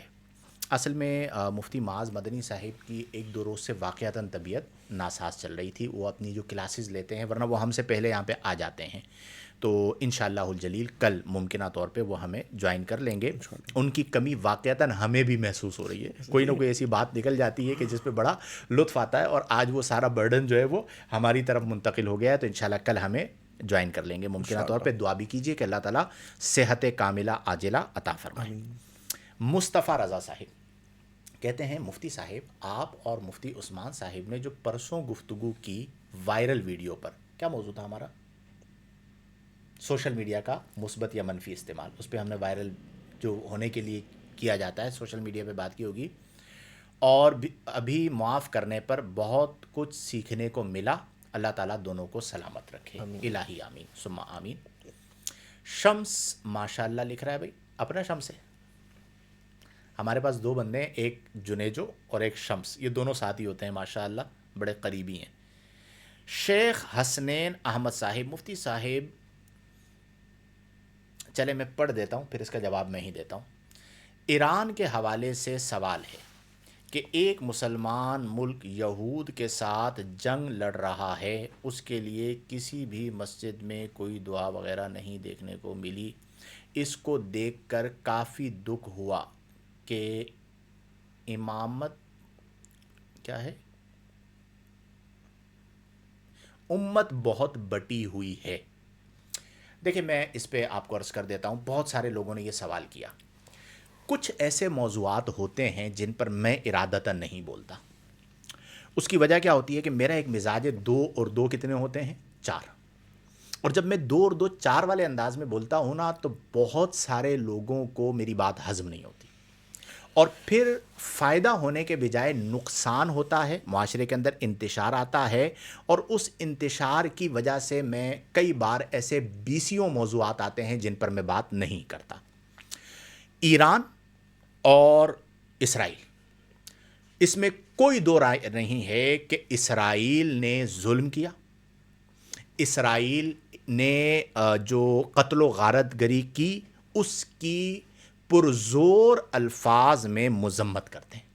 اس میں بچے بھی شہید ہوئے، بوڑھے بھی شہید ہوئے، اور جو ہے وہ بہت سارے لوگ جو ہے وہ انتقال کر گئے. اب یہ ایک اور بحث ہے، شہادت اور غیر شہادت. اس میں کوئی دو رائے نہیں ہے کہ ہمارے معاشرے میں مسلکی اختلاف موجود ہے. بالکل واضح طور پر بریلوی، دیوبندی، شیعہ، ہمارا تعلق اہل سنت و جماعت بریلوی مسلک سے ہے، اور ہمارا نظریاتی طور پر دیگر مسالک کے ساتھ اختلاف ہے. اس میں کوئی چھپی ہوئی بات نہیں ہے، کوئی دو رائے نہیں ہے. اور وہ اختلاف ذاتیات کی بنا پر نہیں ہے، وہ اختلاف اصول کی بنیاد پر ہے اور اصل کی بنیاد پر ہے. اور وہ اس کی اصل جو ہے وہ صحابہ کرام رضی اللہ عنہم اور امہات المؤمنین کے حوالے سے ہے. اب یہ جو بحث ہمارے ہاں ہے کہ جو ہے وہ اس کی مذمت کی جائے یا نہ کی جائے، جو لوگ انتقال کر گئے، تو مذمت تو تمام لوگ کر رہے ہیں. یعنی مجھے نہیں لگتا کہ شاید ہی کوئی ایسا بندہ ہو کسی بھی مسلک کا جس نے مذمت نہ کی ہو. اور اس معاملے میں کوئی ایسا نہیں ہے کہ جو اسرائیل کے ساتھ کھڑا ہوا ہے. ٹھیک ہے، اسرائیل اس نے جو فلسطین میں کیا ہے، کون ہوگا جو اسرائیل کے ساتھ اس معاملے کے اندر کھڑا ہو؟ باقی جو عمومی طور پر دعاؤں کی بات ہے، تو آپ جانتے ہیں کہ مختلف مسالک کی مساجد ہیں. ٹھیک ہے، تو مسالک کے فرق کی وجہ سے ان چیزوں کو بعض لوگ اس چیز پر گفتگو بھی نہیں کرتے، کلام بھی نہیں کرتے، اور مذمت جو ہے وہ کرتے ہیں، اور ضرور کرنی چاہیے. باقی جو اختلافات ہیں وہ ذاتی اختلافات نہیں ہیں، وہ ناموس صحابہ کرام رضی اللہ عنہم کے حوالے سے ہیں، ناموس امہات المؤمنین کے حوالے سے ہے. لیکن اس موقع پر ان اختلافات کو بھی بنیاد بنانا بالکل غلط ہے. سوشل میڈیا پر میں یہ تماشا دیکھ رہا تھا، کچھ دنوں سے چل رہا تھا کہ طرح طرح کی گفتگو کی جا رہی تھی، اور جنہوں نے مذمت کی، ٹھیک ہے، اب جو لفظ شہادت ہے وہ کوئی استعمال نہیں کرتا، نہ کرے، بالکل درست بات ہے، اس کا حق ہے.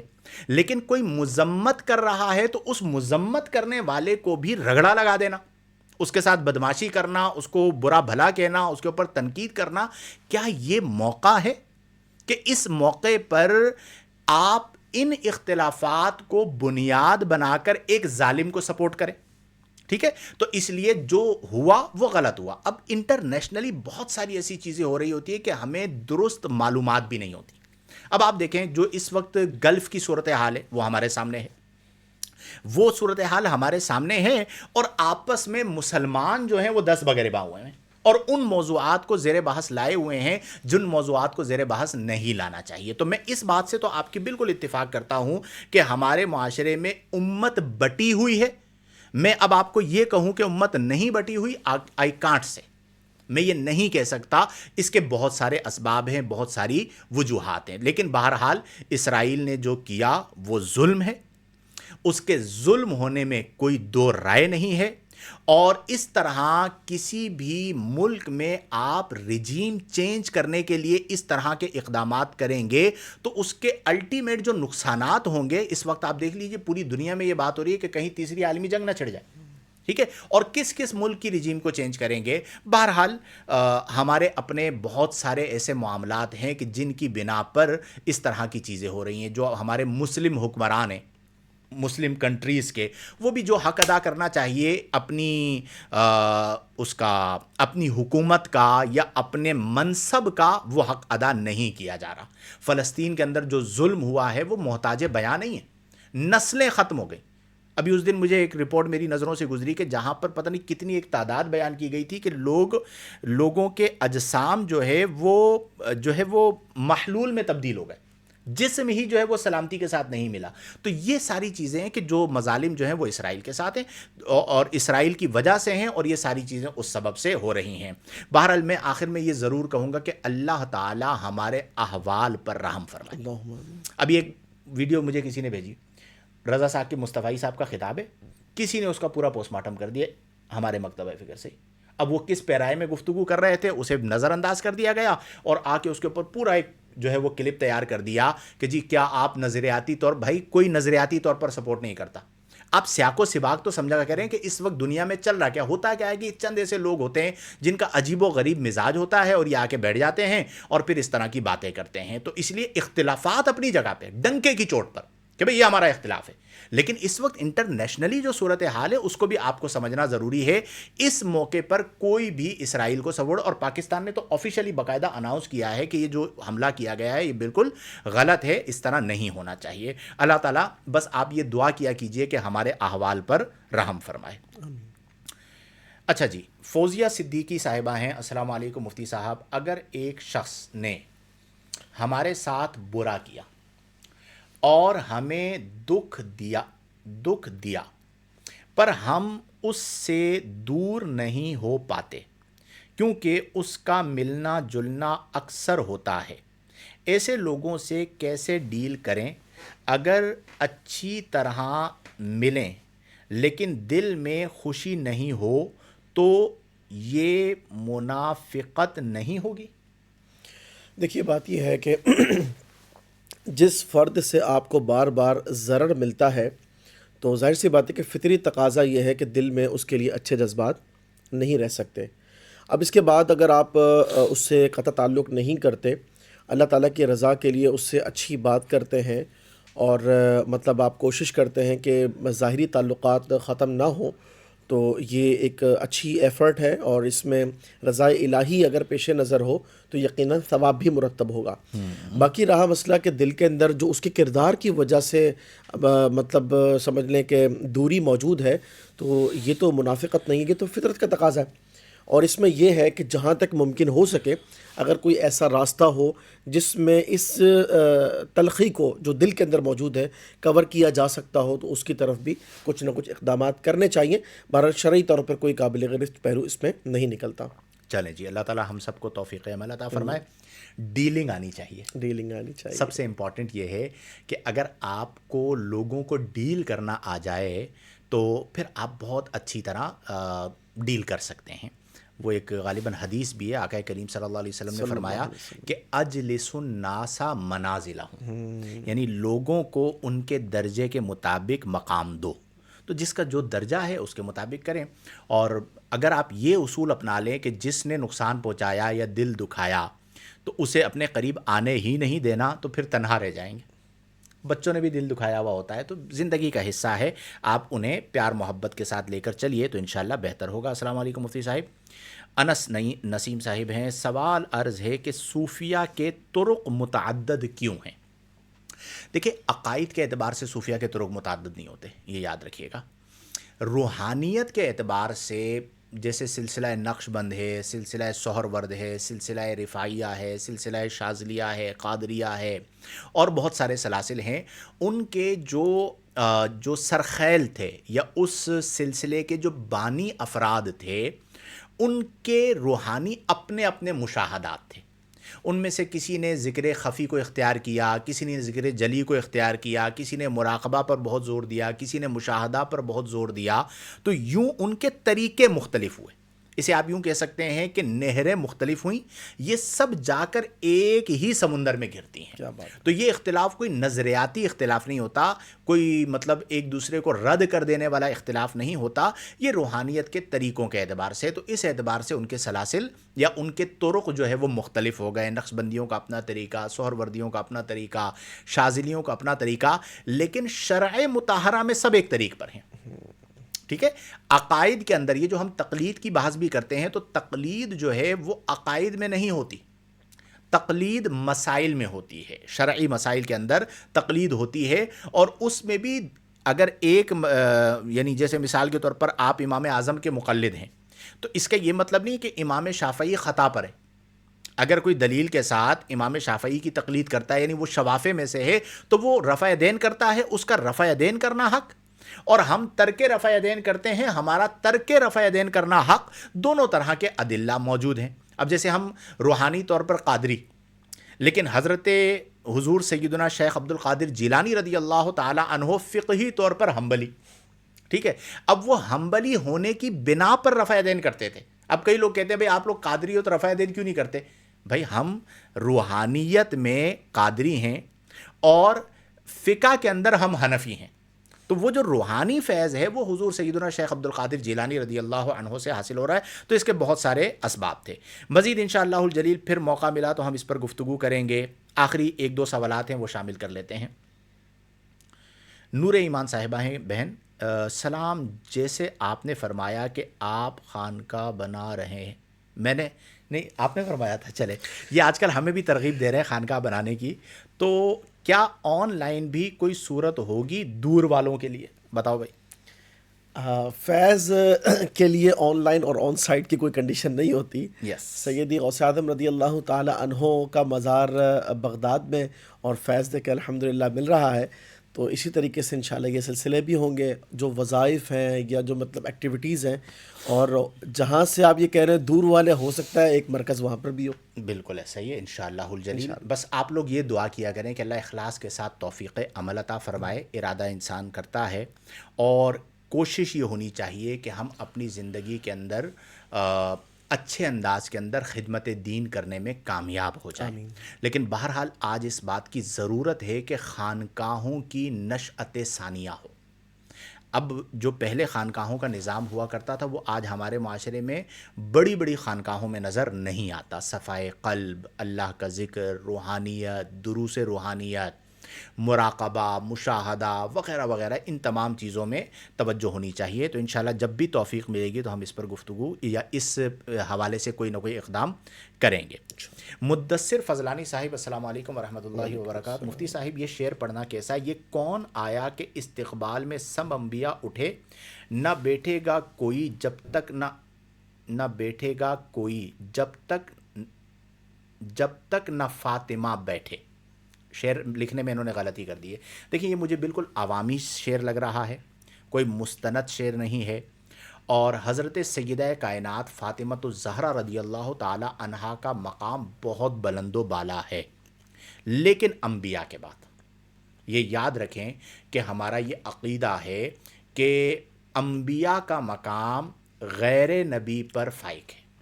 تو ہمارے ہاں کسی بھی غیر نبی کو، چاہے وہ حضرت سیدہ کائنات کی ذات ہو، چاہے وہ سیدنا صدیق اکبر رضی اللہ عنہ کی ذات ہو، انہیں کسی نبی پر فوقیت نہیں دی جاتی۔ تو اب اس شعر کے اندر اس طرف اشارہ ہے، اور اسی طرح کے جو اشعار ہوتے ہیں وہ پھر فتنے اور تفرقے کا سبب بنتے ہیں۔ تو میرا مشورہ یہ ہے کہ اس کو بالکل بھی آپ نہ آگے بیان کریں اور نہ ہی جو ہے وہ اسے پڑھا جائے۔ ماریا بہن کا سوال ہے، درس نظامی کے استاد کو کیسا ہونا چاہیے؟ استاد بتائیے۔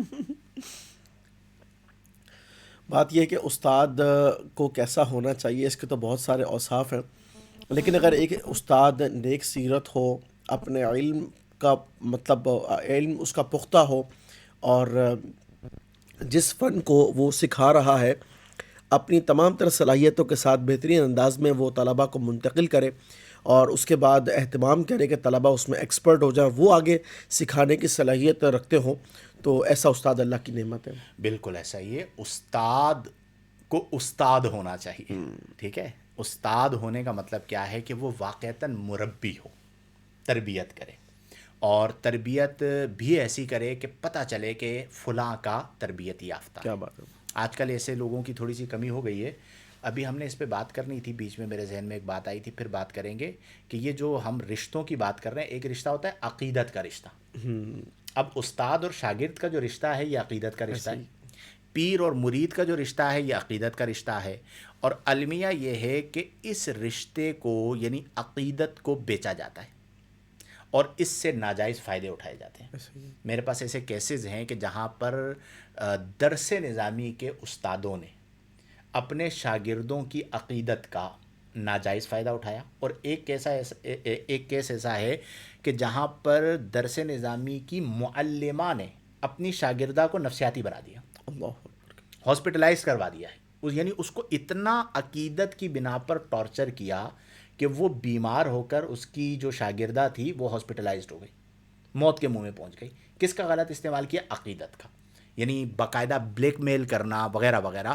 تو یہ استادی اور شاگردی کے معاملات میں بھی ہوتا ہے کہ بعض اوقات وہ جو عقیدت ہے اس عقیدت کا مس یوز کرتے ہیں، اور میں اس کو بالکل غلط سمجھتا ہوں کہ between teacher and student holy relationship, مقدس رشتہ ہے، تو آپ اس کے تقدس کو پامال نہ کریں، جانبین سے ہونا چاہیے۔ البتہ با اخلاق ہونا استاد کا، با کردار ہونا، راسخ العلم ہونا، براڈ مائنڈڈ ہونا، وسیع الظرف ہونا، وسیع القلب ہونا، صوفی باصفا ہونا، یہ وہ تمام شرائط ہیں یا یہ وہ تمام چیزیں ہیں جو استاد میں ہوں گی تو انشاءاللہ شاگردوں میں منتقل ہوں گی۔ اللہ تعالی ہم سب کو توفیق عمل عطا فرمائے۔ ارشد رضا عطاری صاحب، مفتی صاحب برائے کرم، عید کے بعد بھی مفتی عثمان صاحب اور مفتی معاذ صاحب کے ساتھ پروگرام ہونے چاہیے اگر ممکن ہو تو، انشاءاللہ الجلیل۔ میں نے یہ کہا بھی ہے، ہماری بات بھی ہوئی ہے کہ بعد عید ہم کوئی ایسا سلسلہ رکھیں گے کہ یا تو جو میں لائیو کرتا ہوں ہر منگل کو، رات کتنے بجے سے کتنے بجے تک کرتے تھے ہم لوگ؟ 10 سے 11 یا 11 سے 12؟ 10 سے 11 کرتے تھے نا، 10 سے 11 جو ہمارا لائیو ہوتا ہے اس میں ہم کوئی ایسا سیٹ اپ کر لیں، یا ونس ان اے ویک کوئی ہم ایسا پروگرام شروع کریں کہ جس میں یہ احباب بھی موجود ہوں اور ہم اس سلسلے کو غیر رمضان میں بھی شامل رکھیں۔ کچھ سوالات رہ گئے ہیں، انشاءاللہ الجلیل وقت مقررہ پر ان کے جوابات شامل کر لیے جائیں گے۔ واٹس ایپ پہ جو آپ سوالات بھیجتے ہیں، ایک کامنٹ شروع میں آیا تھا، ابھی میری نظروں سے ہٹ گیا کہ جی آپ واٹس ایپ پہ جوابات کیوں نہیں دیتے؟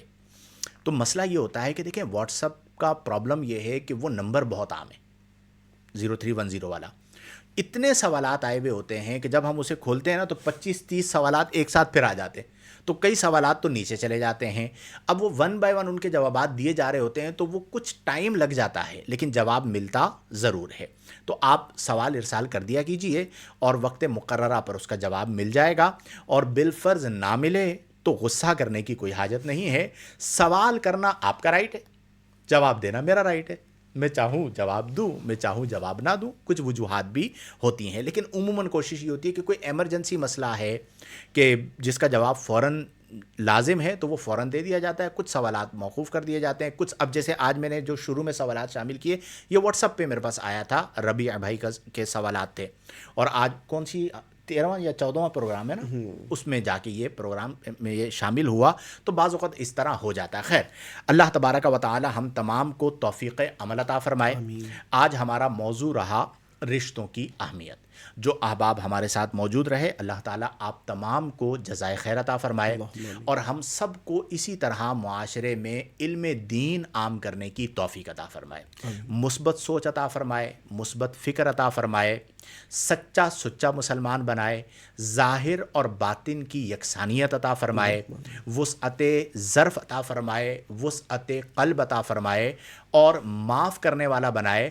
اور لب لبابی میں یعنی آج کی پوری گفتگو کا یہ بیان کروں گا کہ اپنی ذات کے لیے کبھی بدلہ نہ لیں، معاف کرنے والا بندہ بڑا ہوتا ہے۔ کئی موقع پر اگر کوئی غلطی کر لے اور اسے یہ نہ پتہ چلے کہ آپ جانتے ہیں تو پھر شو بھی یہی کریں کہ آپ کو نہیں پتہ، تاکہ وہ مطمئن رہے اور اسی طرح آپ کے قریب رہے، تاکہ آپ کی ذات اس کے لیے نفع کا سبب ہو۔ انشاءاللہ الجلیل کل رات 11 بجے ایک نئے موضوع کے ساتھ اور آپ کے سوالات کے جوابات کے لیے ہم پھر حاضر ہوں گے، اور انشاءاللہ الجلیل موضوع پر گفتگو کریں گے۔ اللہ تبارک و تعالی ہم تمام کو فرائض و واجبات کی پابندی کرنے، صغائر و کبائر سے اجتناب برتنے، قرآن و سنت، شریعت و سنت اور احکام شریعت و طریقت کے مطابق زندگیاں بسر کرنے کی توفیق عطا فرمائے۔ آمین بجاہ النبی الامین، وآخر دعوانا ان الحمد للہ رب العالمین۔